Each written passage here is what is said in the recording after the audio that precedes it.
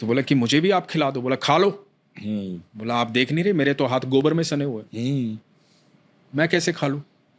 आप अपने हाथों से खिला दो।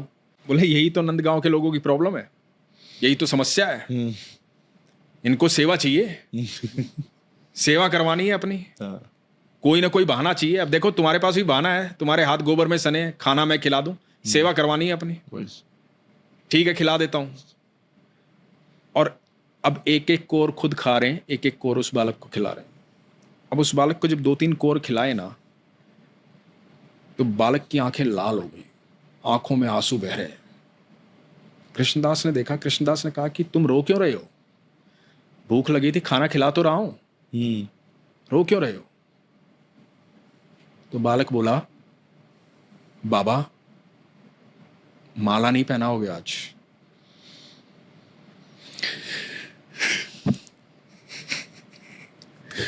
तो कृष्णदास बोले कौन है तू? बालक बोला, बाबा रोज माला पहनाते हो ना, आज नहीं पहनाओगे? मैं ही तो हूं, तुम्हारा कृष्ण। और भगवान प्रकट हुए, पीतांबरी पहने हुए, मोर पंखधारी, हाथ में बांसुरी लिए हुए, सामने खड़े हैं, मोटी मोटी आंखों वाले, घुंघराले बालों वाले। बोला बाबा जब तुम माला पहनाते हो ना, मुझे ऐसा लगता है कि मेरा आलिंगन कर रहे हो। आज सुबह से वो आलिंगन महसूस नहीं हुआ, सुबह से इंतजार कर रहा था। भक्तों ने बहुत भोग लगाया, पर मैंने किसी के हाथ का खाना नहीं खाया। मुझे मेरे कृष्णदास के हाथों से खाना खाना था, मुझे कृष्णदास के हाथों से माला पहननी थी, इसलिए अब यहां आया हूं। पर बाबा तो बाबा नाराज थे, गुस्से में थे। गुस्सा कहां थमने वाला था।